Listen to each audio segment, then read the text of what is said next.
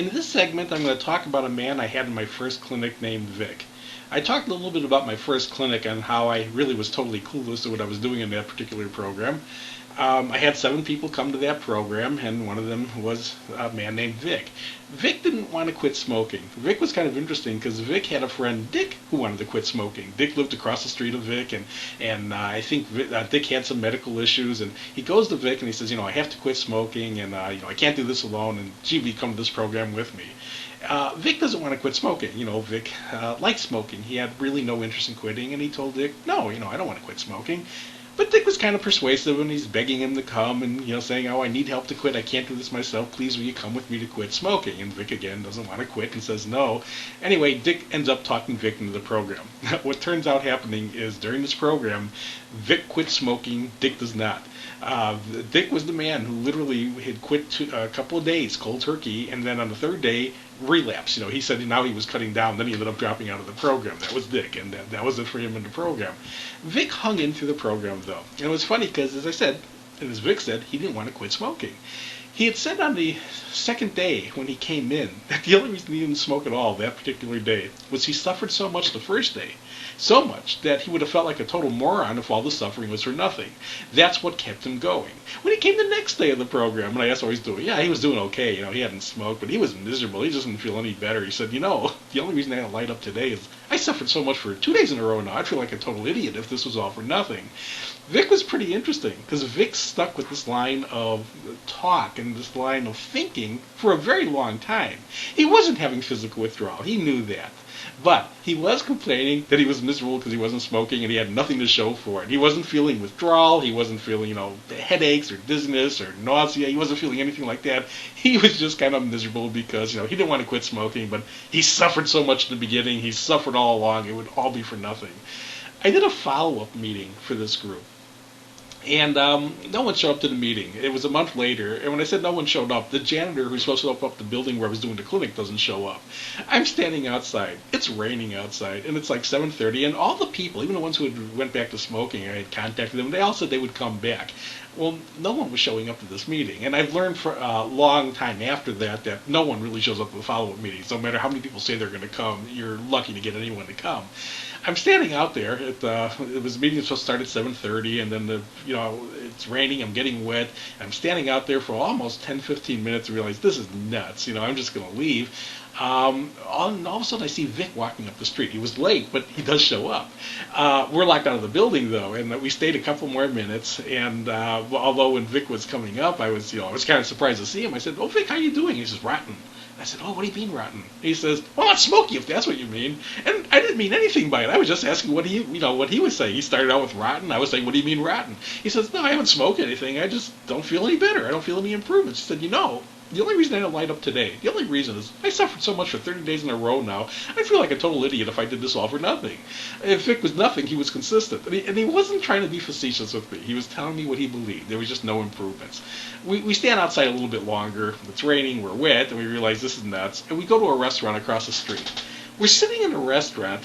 It had to be 15-20 minutes, and we're talking. And Vic says, "Joel, did I ever tell you I had a heart attack before?" Now, during my clinic, this guy never brings up he has a heart attack. He was only in his early 40s at this time, or at the time of the heart attack. I says, "No, I never knew you had a heart attack." He said, "Yeah." To show you what a dedicated smoker I was, when I was in the hospital right after the heart attack, I was still getting chest pains pretty regularly, and I was scared. I didn't know, was I having indigestion? Was I having another heart attack? And, it was really pretty scary. Every day my wife would come visit me in the hospital. This is right after the heart attack. And every day when she got there, I said, "Oh, please, go out and get me a newspaper." And she didn't know why, but he was kind of insistent, "Please go get me a newspaper." And he said she'd go get a newspaper. He said, "The funny thing is, I never wanted the newspaper. I just knew whenever she'd go to get the newspaper, she'd leave her purse behind." She was a smoker. She had cigarettes in that purse. He said he'd go in, sneak out 2 or 3 of the cigarettes. He wasn't going to take more because she noticed too many missing. She wasn't going to let him have cigarettes because, oh my God, it's killing him now.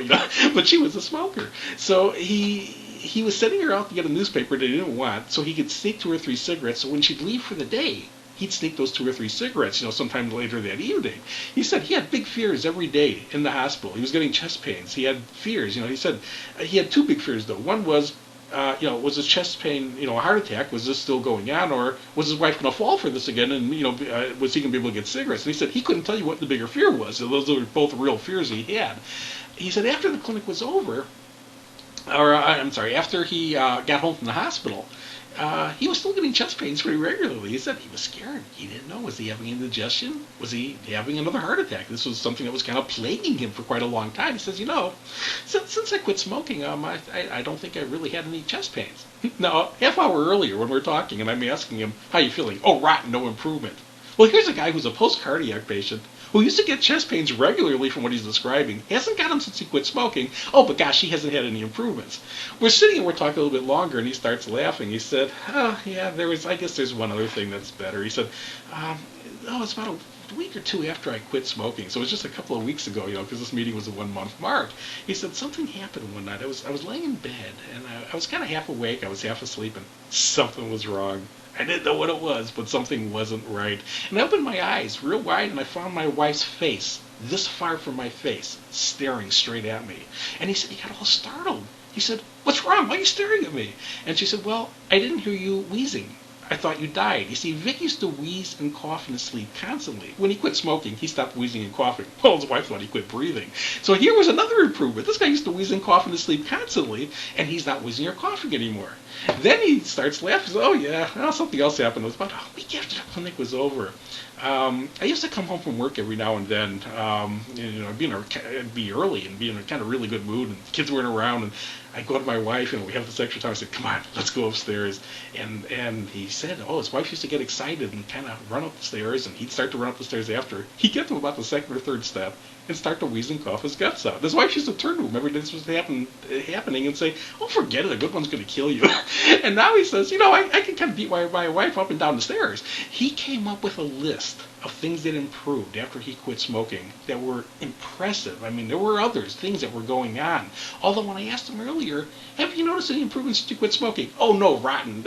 Rotten, no improvements whatsoever. He had them. A lot of people will find when they quit smoking, there are improvements that occur. But if they don't make a mental note, and I'm not saying make up improvements that don't happen, but if you remember what things were really like when you were smoking and what they're like once you quit, there's probably a good chance that you're breathing better. There's probably a chance you're sleeping better. There's probably a chance you have more energy, you're calmer. There's a whole list of things that may have actually improved, but they happened gradually over those first few days and weeks. And if you don't make mental note of what they were, you'll think, oh my gosh, I have nothing to show since I quit smoking, when the fact is there could be some very dramatic improvements. Again, don't look at cigarettes negatively, but try to remember what they were like in their entirety. Try to remember what you're like now, and if these improvements happen, write them down. Make some sort of notation so that when you do get the thought, you have to ask yourself, do you want not only to go back to smoking, but do you want to go back, as again, in Vic's case, do you want to go back to having constant chest pains and not knowing? Do you want to go back to being winded and, wheezing in your sleep and things like that? It's a matter of remembering how they were at the end, and again, then remembering to avoid ever having to be in that state again, to just never take another puff.